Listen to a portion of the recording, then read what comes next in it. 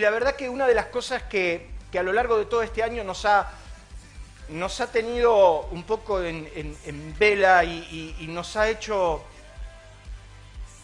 por muchas noches no dormir, por mucho tiempo pensar, repensar, porque hemos atravesado un año muy particular. Y es por eso que yo quiero hablarte acerca de nosotros y nuestros conflictos.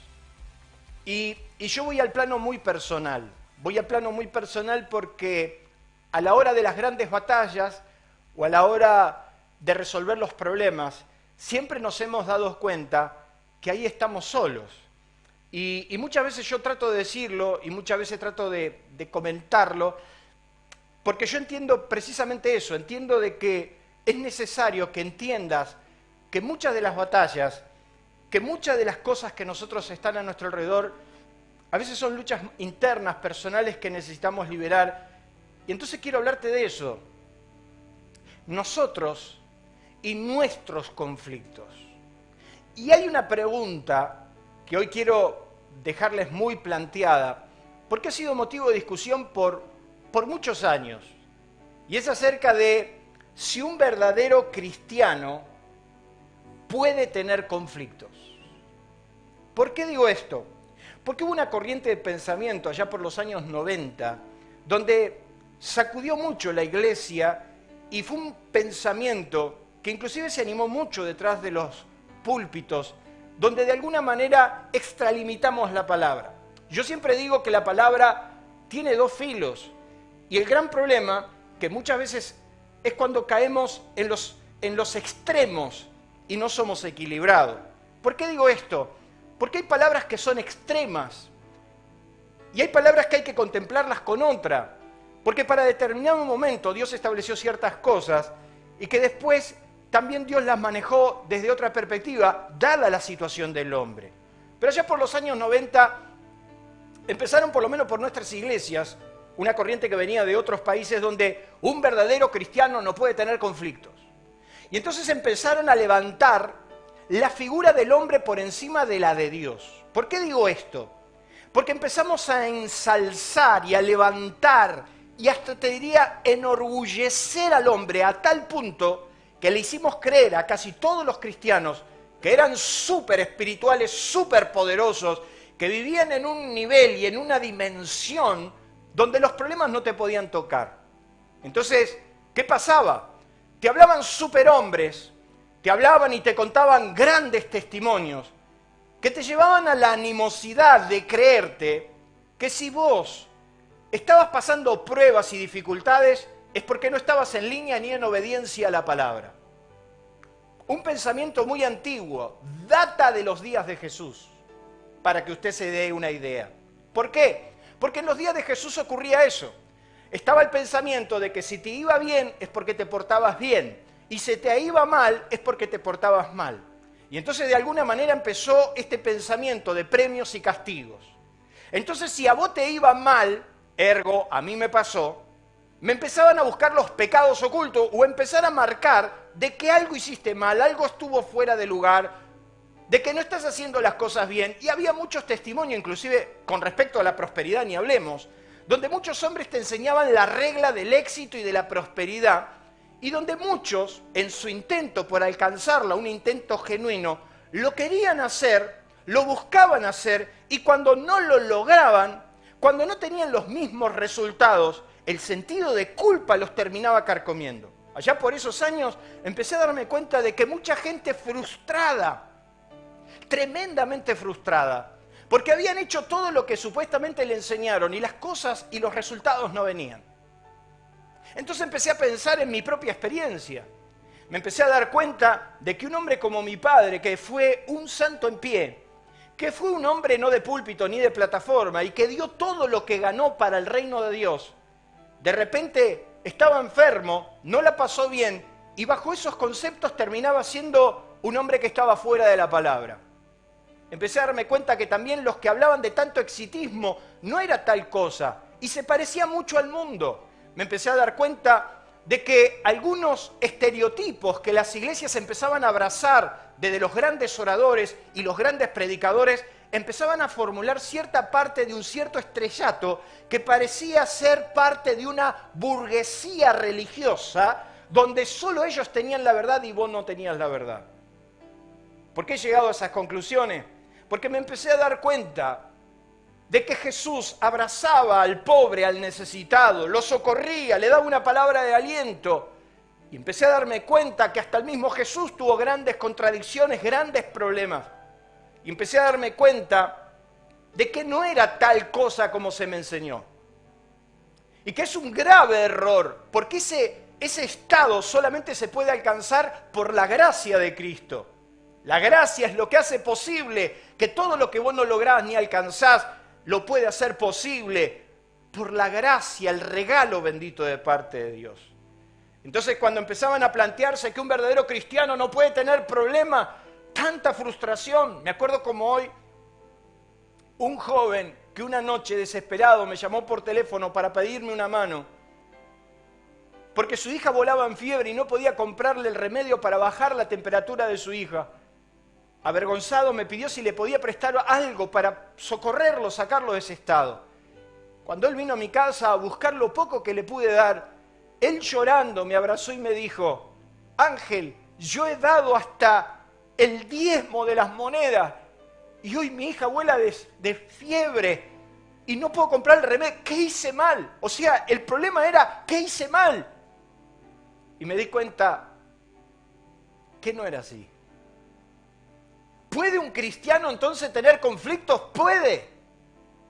Puede, porque Dios jamás nos exoneró de los problemas que todo el mundo padece. La gran diferencia es que esos problemas nosotros los vamos a enfrentar con una ayuda adicional que el mundo no tiene. Y la ayuda es Dios. Vayan a decirle a esos hermanos, amigos de Honduras, de Guatemala, que lo han perdido todo a través de una inundación que ha arrasado la nación. Ahí había buenos cristianos, gente que yo conozco, gente que ama a Dios, que busca a Dios, y le pasó lo mismo que al otro. ¿Qué quiere decir eso? Que no estamos exonerados de pasar ciertas circunstancias. Hay hermanos nuestros, hermanos en Cristo, que han pasado esta pandemia de la peor manera, y algunos murieron. ¿Qué vamos a decir? ¿Que un verdadero cristiano no puede vivir? Eso es una utopía. Esos son los espejitos de colores que muchos burgueses religiosos enseñan, mostrando, incentivando para su propio provecho. He tenido personas que me dijo, lo que pasa es que en mi iglesia se enseña la sana doctrina y por eso nosotros, y se ponen en un exitismo que no es tal.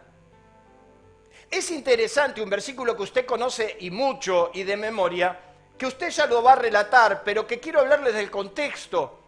Jesús dice, estas cosas os he hablado.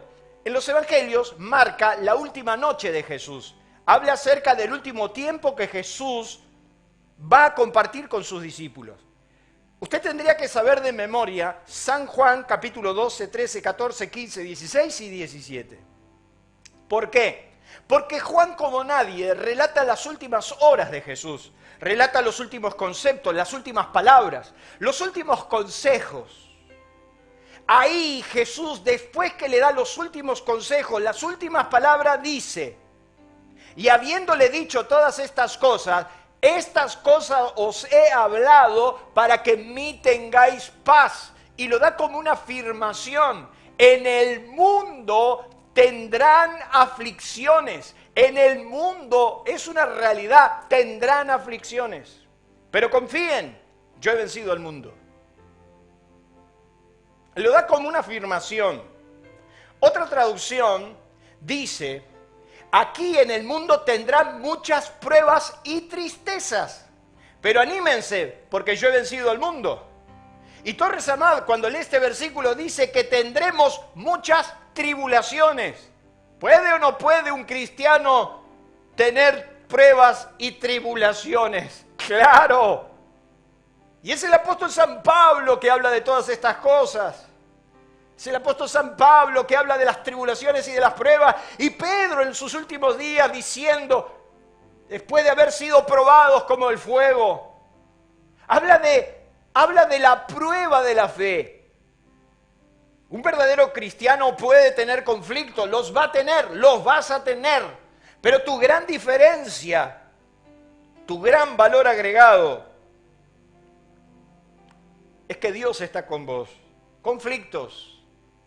Es interesante porque dicen los que saben que conflictos es ni más ni menos que el combate, la lucha, la pelea, el enfrentamiento. Que también dice que es el apuro, la situación desgraciada y de difícil salida. Mirá si esto no te recuerda precisamente lo que estuvimos viviendo durante todo este año. Combate, lucha, pelea, enfrentamiento, apuro, situación desgraciada, de difícil salida. Nuestro país se enfrenta a una difícil salida. También dicen los que saben que es la angustia sin resolución, el sofoco, el dolor o el sufrimiento. El sofoco. Sentirte sofocado por la situación. Es la angustia que no pasa porque no le encontrás salida. Y yo sé que durante durante estos años, han sido años difíciles de soportar. Y es el conflicto. Cicerón decía que cuando mayor es la dificultad, mayor será la gloria. Simón Bolívar, uno de los líderes de Latinoamérica, él decía que el arte de vencer se aprende en las derrotas. Qué interesante, porque buscando uno más contemporáneo, Paulo Coelho decía que el fracaso es parte de la vida, si no fracasás no aprendés y si no aprendés no cambiás. Pero también mire lo que va a decir nuestro querido compatriota Borges. Él decía que la derrota, me voy a correr para que lo vea bien, la derrota tiene una dignidad que la victoria no conoce. Es como que nos llama poderosamente la atención que la derrota se pueda transformar en una gran victoria. Es el apóstol San Pablo, el que termina diciéndonos que tenemos este tesoro en vasos de barro para que la excelencia del poder sea de Dios y no de nosotros, que estamos atribulados en todo. Atribulados en todo, mas no angustiados, en apuros, mas no desesperados, perseguidos, mas no desamparados, derribados, pero no destruidos. ¿De dónde hemos sacado que un cristiano no padece conflicto? Claro que los padece. Pero es en los conflictos donde empezamos a ver la gracia de Dios. Y es en los conflictos donde Dios empieza a levantarnos y a demostrarte que no te abandonó, que está al lado tuyo, que sigue estando. Por eso Pablo en el mismo capítulo dice en 2 Corintios, porque esta leve tribulación momentánea, queriéndonos hacer entender que la tribulación pone en verdadera perspectiva lo importante de lo que no es, lo relevante de lo que no es. ¿Cuántas cosas pasaron a ser pavadas después de que pasaste esa tribulación? ¿Cuántas cosas te afectaron que cuando pasaste otra te diste cuenta que las otras no eran tan graves? Porque esta leve tribulación momentánea produce en nosotros un cada vez más excelente y eterno peso de gloria. Es el mismo Pablo que en el libro de los Efesios dice que no tenemos lucha contra sangre y carne, sino contra principados, potestades, gobernadores de las tinieblas, huestes de maldad, y arma todo el ejército del enemigo. Dice, por lo tanto, tomen la armadura de Dios para que puedan resistir en el día malo. Y no sé por qué razón la Biblia, de tapa a tapa, en diferentes ocasiones, habla del día malo, como también habla de los días buenos. Y es Salomón, con toda su sabiduría, que dice, en el día del bien, disfruta. Y en el día del mal, recapacita. Está hablando de las dos instancias. En el día del bien y en el día del mal. Basta de hipocresías, de mentiras. Y si hay algo que nos proponemos en Aliento, y yo estoy seguro que los jóvenes esos que nos van a secundar van a continuar con esto también, es que la verdad tiene que estar sobre la mesa por encima de todo. Tu cuestionamiento, tu pensamiento, tu manera de hablar, si no se filtra por la verdad, no nos sirve, no me sirve. Basta de hipocresía, de decir, ay, pero yo estoy bien por la gloria de... No, cuando se está mal, se está mal. No me disfraz, no le eches un disfraz a lo que te está pasando. ¿Quién puede estar bien? ¿Quién puede decir, no importa el Señor? No, la padecemos, te duele, te molesta, te sentís sofocado. Lucas y Karina, cuando me contaban cómo perdieron a sus padres en cuestión de pocas horas de diferencia o pocos días de diferencia. Cuando me lo encontré a Lucas en el Zoom, no soporté la tentación pastoral, lo abracé y lloraba y me dijo, pastor, lo que pasamos fue muy duro, muy difícil. Pero ayer cuando lo vi en el video a Lucas con su hijo, me di cuenta que aún esa tribulación lo fortaleció, te fortaleció. Pero cuando la pasó mal, la pasó mal. Yo prefiero que me diga, la estoy pasando mal, a que trates de disfrazar cierta situación que no es tu realidad. La Biblia habla de que hay días buenos y hay días malos. En el día del bien, disfrútalo. Y en el día del mal, recapacita. Hay días y días, hay años y años. Este año va a quedar marcado en nuestra historia. Y yo no sé vos, Jorge, qué vas a hacer, pero yo realmente, este es un año que quiero despedir. Y aunque al otro día será un día normal como todos, este fue un año malo. No lo llames así, no, fue malo al ver el dolor que me rodea. Al ver la situación de mi país, al ver la situación de los que me rodean. Yo no quiero decir las cosas que no son. Fue malo porque mucha gente perdió el sacrificio toda su vida. Fue malo porque muchas personas se despidieron de sus familias por teléfono. Muchos lloraron a sus muertos por teléfono. Yo tuve que despedir a un amigo entrañable, amado, por teléfono. No me vengan a decir que fue de los que nosotros conocemos como años buenos. Y me levanté hace unos días atrás pensando en David, porque nadie como él habló de eso. Y hay un salmo precioso que nosotros tenemos que hoy examinar y que juntos lo vamos a hacer. Y es precisamente el Salmo 20.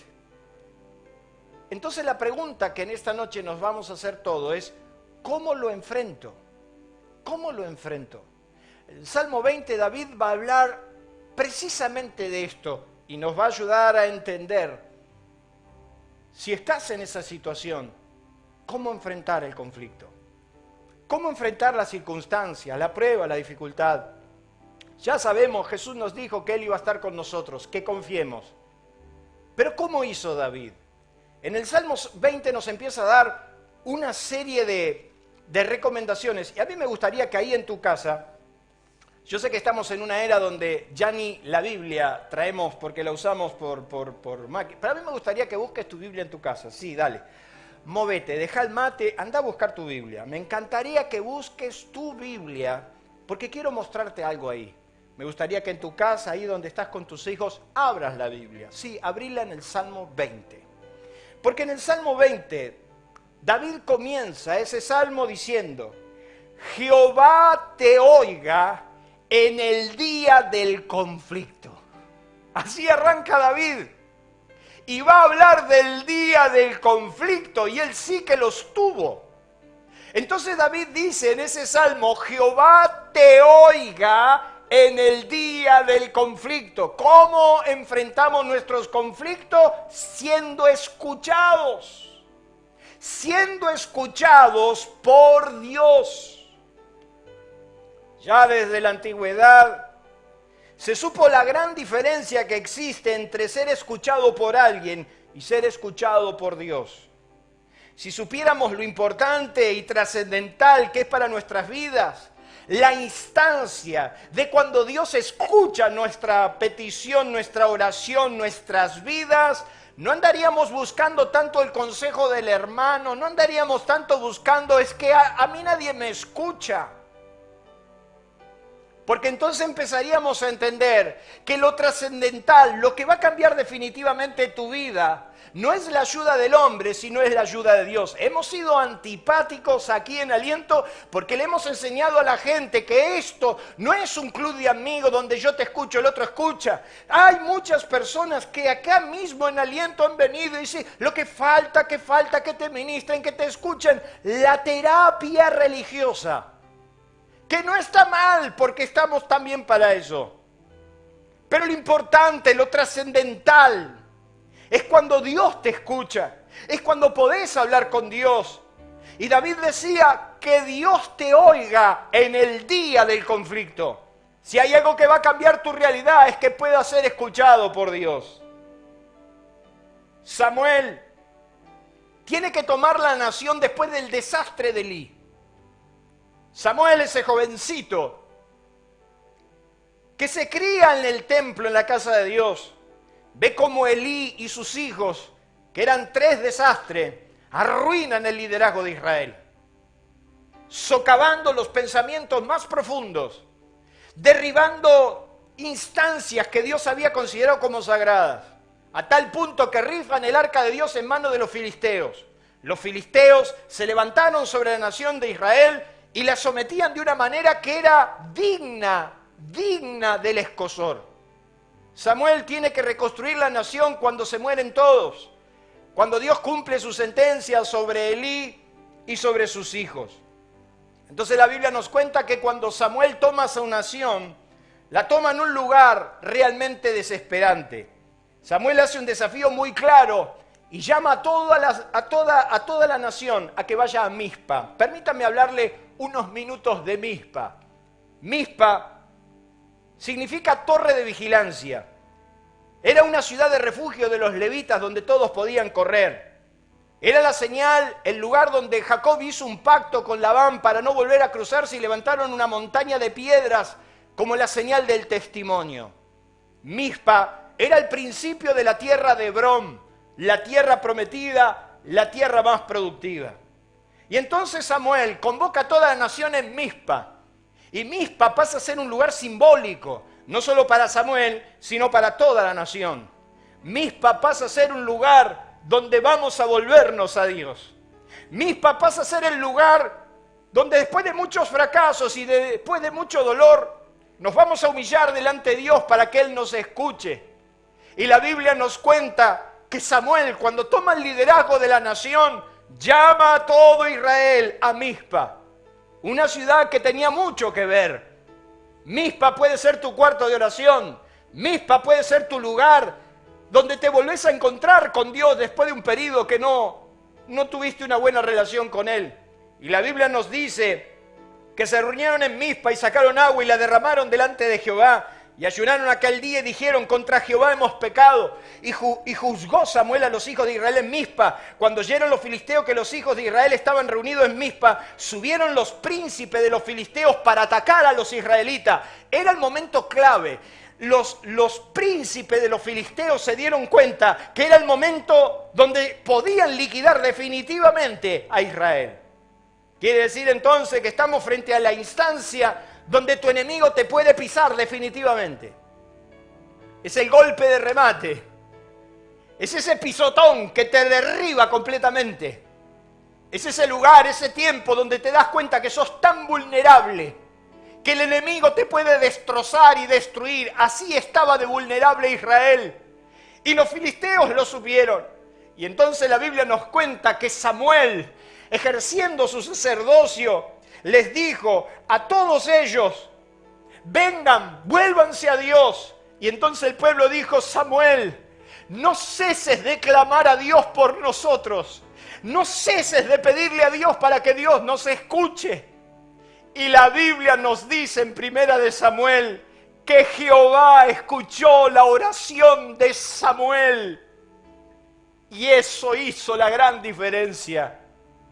Cuando Dios escuchó la oración de Samuel, en el peor momento, la Biblia nos cuenta que aconteció que mientras Samuel sacrificaba el holocausto, los filisteos llegaron para pelear con los hijos de Israel. Mas Jehová tronó aquel día con gran estruendo sobre los filisteos y los atemorizó y fueron vencidos delante de Israel. Y salieron los hijos de Israel desde Mizpa, siguieron a los filisteos haciéndolos hasta abajo de Betcar. Tomó Samuel una piedra y la puso en Mizpa y Sen y la puso por nombre Ebenezer, diciendo: hasta aquí nos ayudó Jehová. Así fueron sometidos los filisteos y no volvieron a entrar a la tierra de Israel. Y la mano de Jehová estuvo contra los filisteos todo el tiempo de Samuel. Y fueron restituidas todas las ciudades que Israel había perdido. 3 cosas pasaron ahí. Sometieron a los filisteos, recuperaron lo perdido y liberaron a la gente de la opresión en el peor momento. Por eso David decía: que Dios te oiga en el día del conflicto, en tu peor momento. Porque si Dios te escucha, Él te va a defender. El conflicto puede ser agudo, pero si vos lográs que Dios te escuche, que Dios atienda tu oración, las cosas van a ser distintas. Sigue diciendo David en el Salmo 20, dice el versículo 1, Jehová te oiga en el día del conflicto, el nombre de Jacob, el nombre del Dios de Jacob te defienda. Te envíe ayuda desde el santuario. Lo segundo, para enfrentar tu conflicto, tiene que ver que necesitas ayuda desde el lugar correcto. Cuando hablamos desde el lugar correcto, quiere decir que muchas veces podés recibir ayuda, pero no necesariamente del lugar correcto. David decía: que Jehová te oiga en el día del conflicto. Pero lo segundo, y te envíe ayuda desde el santuario. El santuario es lo que simboliza, tipifica y nos habla de la presencia real de Dios. El santuario tenía que ver precisamente con el lugar donde Dios vivía, donde estaba su presencia, donde radicaba su gloria. Y eso nos habla de la comunión con Dios. Quiere decir que la ayuda que usted necesita en el día del conflicto no viene del hombre. Yo sé que muchas veces nos hemos confundido y le hemos atribuido cosas a los hombres que vienen de Dios, como le hemos atribuido a los hombres cosas que vienen de otro lado. Hay veces no vienen ni de Dios ni del otro. A veces son circunstancias, cosas que se dan de manera natural. Pero lo distinto, lo diferente, lo relevante es cuando la ayuda viene del santuario. Es esas cosas que te quedas mirando a tu esposa, a tus hijos y le decís: indiscutiblemente esto es un milagro de Dios. Porque la ayuda entonces no vino de cualquier lado. La ayuda vino de la presencia misma de Dios. Es como que Dios, desde su presencia, te envía ayuda. Eso significa que la ayuda, la que estás necesitando, viene como fruto de una relación de comunión con Dios. Y es lo que dice David en el Salmo 25, la comunión íntima de Jehová es con los que le temen y a ellos hará conocer su pacto.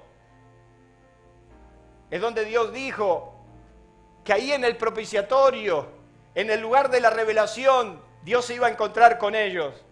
Quiere decir que la ayuda que están necesitando no la tiene nadie, la tiene Dios.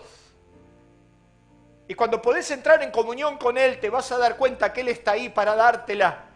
Y cuando recibís algo que viene de Dios, ni el infierno te lo puede quitar. Nada te lo va a quitar.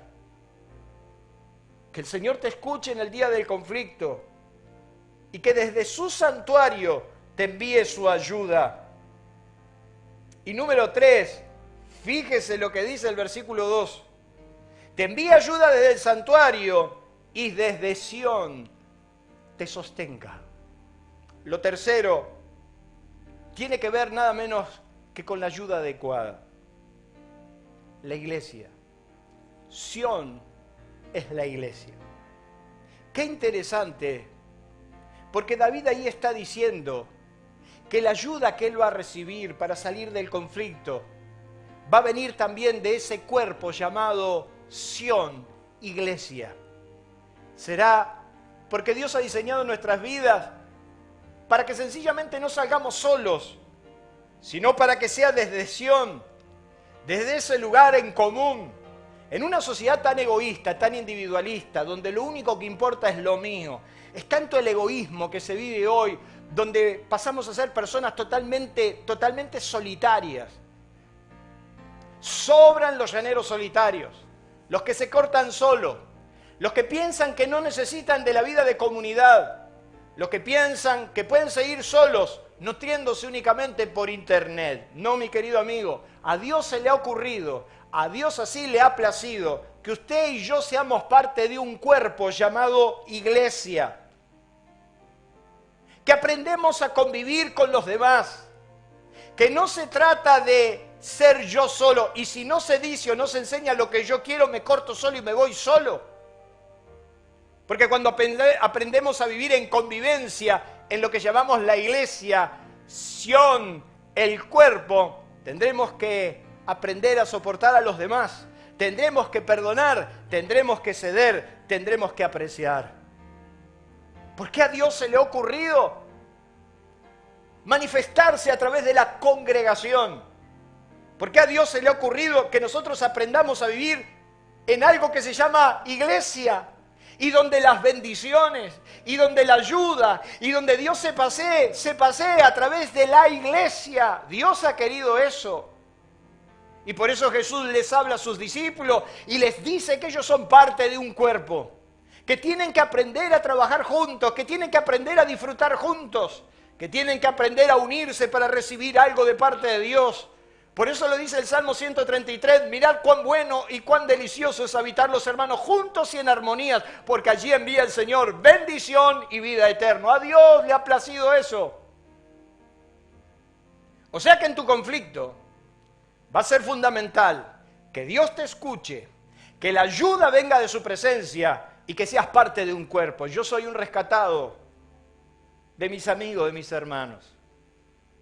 ¿Cómo necesité el abrazo de mi hermano en los peores momentos? No puedo ser tan soberbio de pensar que puedo solo. Qué lindo fue verte, qué lindo fue vernos, qué lindo es abrazarnos y cómo extrañamos eso que la Biblia llama coinonía, la comunión entre los hermanos, el vernos, el disfrutarnos, el ver cómo nuestros hijos crecen en un ambiente en común. Yo hoy miraba la clase bíblica de los niños, cómo los chicos están compartiendo la palabra desde chicos. Muchos que hoy ya nos ministran, durante muchos años compartieron un núcleo, un cuerpo, un grupo de amigos. Y qué lindo es verlos, cómo no solamente se quieren como amigos, muchos de ellos forman sus familias con otros que también son parte de la congregación. Pero ahí está el llanero solitario, el que piensa que puede solo, el que piensa que escuchando solamente a algún maestro especial puede sobrevivir. No, querido, usted necesita el abrazo del cuerpo, usted necesita ser parte de una iglesia y Dios estableció que eso llamado cuerpo tenga diferentes cosas y tenga orejas, narices, manos. Entonces el apóstol Pablo en su enseñanza magistral dice, el ojo no le puede decir a la oreja no te necesito, al pie tampoco. Si todos fuéramos oídos, ¿dónde estaría el cuerpo? Si todos fuéramos nariz, ¿dónde estaría el cuerpo? Pero Dios estableció, dice Pablo a los Corintios, que los muchos compongan un cuerpo y que todos seamos parte de ese cuerpo y que cuando uno se duele, todos se duelen y cuando uno se goza, todos se gozan. Qué lindo fue y es ver al hermano. La semana pasada la familia Luna perdió a uno de sus hermanos. Y yo hablaba con David y me contaba su dolor. Nos levantamos con mi esposa y le dije, ¿sabes qué? Yo no aguanto más, yo tengo que ir a darle un abrazo a mi hermano. Y me agarré como los viejos pastores. Me reía porque cuando llegué a la casa le dije, vengo como los viejos pastores. Los viejos pastores ni te avisaban, te caían. Y entonces le toqué el timbre y cuando Adri me ve, me dice, uy, y le dije, vine como los viejos pastores, solo necesito darte un abrazo. Qué bien me hizo el silencio, pero el abrazo profundo de un amigo como Jorge, Gustavo, o aquellos que hemos compartido momentos de dificultad, de tristeza, de conflictos.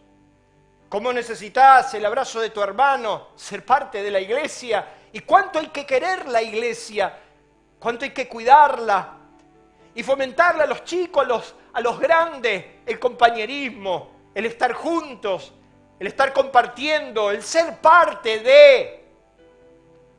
Por eso lo que más extrañamos como iglesia es eso. Y por eso ya te aseguro que dentro de poco volveremos a eso. Y por eso no acepté una normativa tan ridícula como la que el gobierno nos quiso dar diciendo quién podía venir y quién no podía venir. No, señores.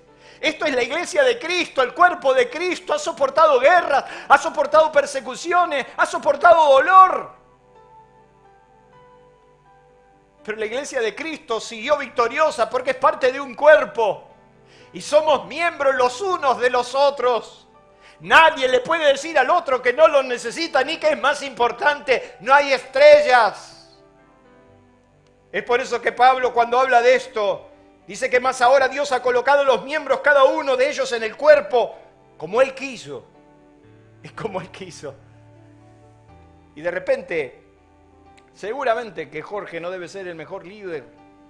Y seguramente que su servidor tampoco no debe ser el mejor pastor. Suelo decir, no debo ser el mejor pastor porque si no tendría 10.000 personas esperándome todas las reuniones.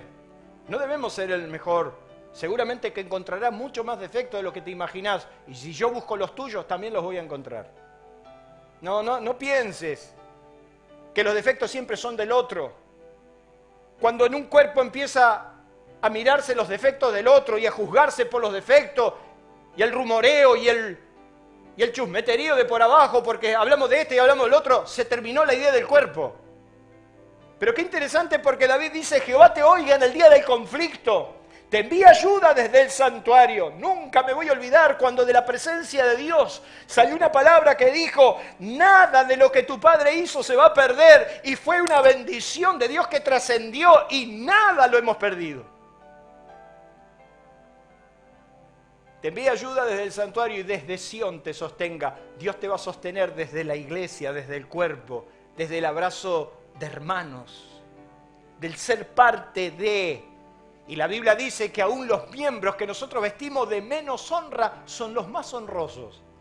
Quiere decir que aquellos últimos de la fila, aquellos que nosotros pensamos que son los últimos orejones del tarro, aquellos que no estimamos con tanto decoro y pensamos que no son tan importantes, delante de Dios pueden llegar a ser los más importantes. Y he aprendido a lo largo de mis años a empezar a ver a esos ocultos, a esos anónimos. Ser parte de la iglesia no es ir a misa y cumplir con un compromiso formal religioso. Es ser parte de un cuerpo. Desde Sión te sostenga, desde la iglesia te sostenga, desde la oración de hermanos te sostenga, desde el abrazo fraternal te sostenga, porque vas a necesitar el cariño, el amor, el respaldo de tus hermanos. ¿Cómo enfrentamos entonces el conflicto?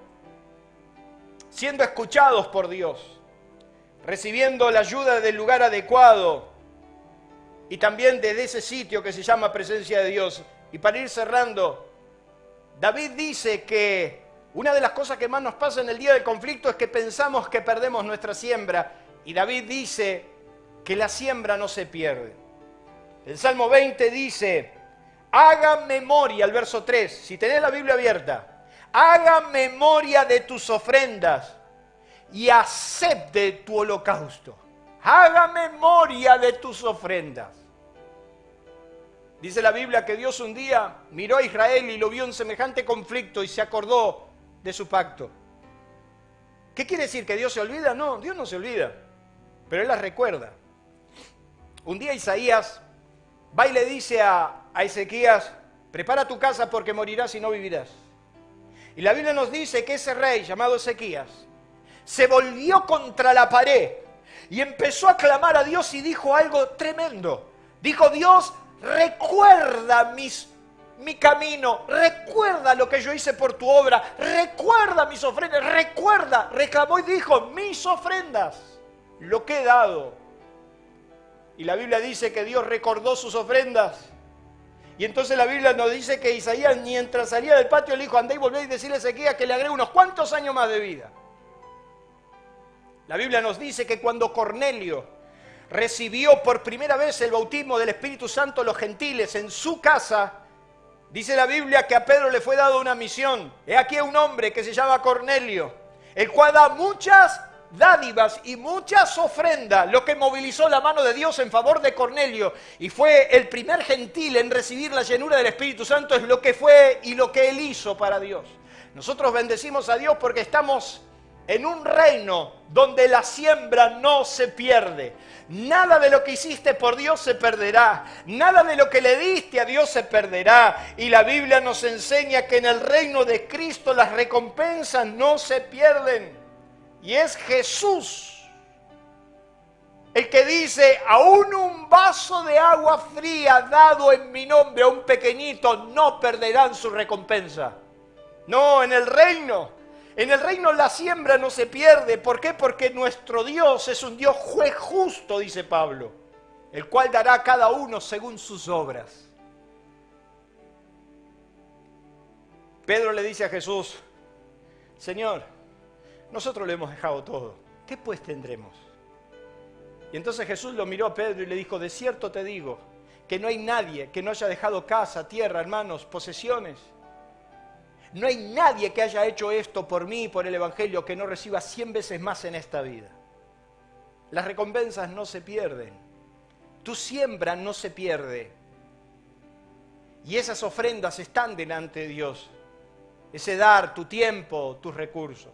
Estamos en una semana muy especial, porque ustedes saben que el 22 tenemos esa gran siembra que la iglesia vino haciendo todo el año, pero que puntualmente el 22 haremos pensando en las Navidades. El Zoom está que explota de mercadería. Yo podría decirte hoy, no traigas más, no necesitamos más. Yo podría decirte como pastor, una bendición que muy poca gente puede decir, no traigan más. No traigan más porque hay mucho y suficiente. Sin embargo, yo no estoy buscando dádiva, decía Pablo. ¿Qué quiere decir eso? Yo no busco limosna. Yo no estoy buscando que vos traigas una dádiva y decir, ay, yo vengo a colaborar con esto. No, eso es una limosna. No busco dádivas, decía Pablo, sino que busco fruto que abunde en tu cuenta. ¿Qué significa eso? Que cuando vos das para Dios, cuando vos haces un esfuerzo para Dios. Yo miraba a estos que hicieron todo el año la escuela de música, la escuela bíblica, todo ese trabajo de las maestras, todo ese trabajo de los maestros, todas esas preocupaciones, esas horas que se apartan para dar, para enseñar, para afuera. ¿Usted cree que eso se pierde? Eso no se pierde aunque usted se plante hoy. Entonces David dice, Jehová te oiga en el día del conflicto, te envíe ayuda desde el santuario y desde Sión te sostenga, te dé y se acuerde de todas tus ofrendas. La siembra no se pierde. Y yo quiero que busque de nuevo su Biblia, el Salmo 20, porque dice el verso 4, te dé conforme al deseo de tu corazón. La siembra no se pierde, pero el deseo profundo tampoco. Voy a terminar solo 5 minutos. ¿Será que Dios está preocupado en darme el deseo de mi corazón? ¿O será que Dios me da lo que Él me quiere dar y yo lo tengo que aceptar? ¿Qué hay de mi deseo? ¿Qué hay de lo que yo siento? El deseo de nuestro corazón. ¿Dios estará atento a nuestros deseos o sencillamente Él hace lo que Él quiere con nosotros y nuestro deseo no cuenta? Una mujer cananea que fue delante de Jesús y soportó el silencio, le dijo que su hija se estaba muriendo y dice que Jesús no le respondió palabra, silencio. Como la mujer insistía, dice que Jesús dijo, no soy enviado sino a las ovejas perdidas de la casa de Israel, queriendo decirle, Jesús, no es mi propósito. Bueno, me van a volver loco con las luces, déjenme en una prendida. Y lo cierto y lo concreto es que Jesús dice, no soy sino enviado a las ovejas perdidas de la casa de Israel. Como queriendo decir, no es mi propósito. Pero la mujer insistía, diciendo, Señor, socórreme. Los discípulos decían, saca esta loca de acá. Y la Biblia nos dice que Jesús le dice a esa mujer, no está bien tomar el pan de los hijos y echarlo a los perros. Y la mujer le dice, sí, Señor, pero aún los perros pueden comer de las migajas que caen de la mesa de sus amos. Y entonces el Señor le dijo, mujer, grande es tu fe, ves y te sea hecho como quieras. El como quiera de Jesús me indica que hay un factor al que Dios le preocupa y mucho, es tu deseo más profundo, queriendo hacernos entender que tu deseo también cuenta. Después de todo, el primer milagro de Jesús lo hizo en las bodas de Caná de Galilea, donde cambió el agua en vino. Si yo me pongo a pensar en eso, dice la Biblia que ese principio de señales hizo Jesús y manifestó su gloria y sus discípulos creyeron en él. No tenía nada que ver con una necesidad primaria, no tenía nada que ver con una necesidad superior. Yo le pregunto, ¿se podría terminar la boda sin vino? Claro, podían tomar agua. ¿Por qué Jesús dejó ese milagro establecido en la Biblia para que vos y yo lo entendamos? Es porque Dios también está preocupado por complacerte, porque tu deseo también cuenta, y porque es Dios diciéndole, ¿cómo querés que suceda? Es al ciego Bartimeo que le dice, ¿qué quieres que yo haga? O sea que existe también la posibilidad de que tu deseo cuente. ¿Cómo querés que suceda? ¿Cómo querés que yo haga? Termina David este precioso salmo hablando de los conflictos, diciendo que por último, todos estos conflictos nos van a dejar una convicción muy profunda. Una convicción que tiene que ver con tu norma, con tu ABC, con lo que te va a acompañar hasta la muerte. Porque dice el verso 6, ahora conozco que Jehová salva a su ungido. Mire qué interesante, esa convicción de darte cuenta de que es Dios el que te defendió, el que te cuidó, el que te guardó. Ahora conozco que Jehová salva a su ungido. Estos confían en carros y aquellos en caballo, mas nosotros del nombre de Jehová nuestro Dios tendremos memoria. Ellos flaquean y caen, mas nosotros nos levantamos y estamos en pie. La convicción más profunda que a mí me quedó por todos los conflictos que he pasado es que el único que me defiende, el único que vela por mí, del que yo necesito, es de Dios. Yo no sé cuántos conflictos tenés, ni por cuántos conflictos pasaste.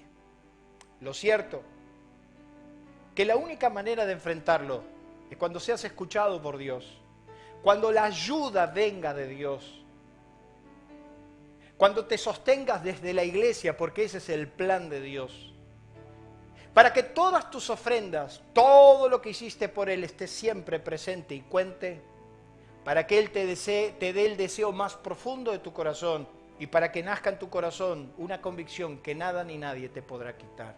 Ahí donde estás, a mí me gustaría que puedas orar conmigo, porque la diferencia lo hace si Dios hoy te escucha. Jehová te oiga en el día del conflicto. No importa por lo que estás pasando, lo que importa ahora, si Dios escucha tu oración, y la Biblia dice que Él siempre nos escucha. A un corazón contrito y humillado Dios no desprecia. Y Dios te está escuchando aquí y ahora.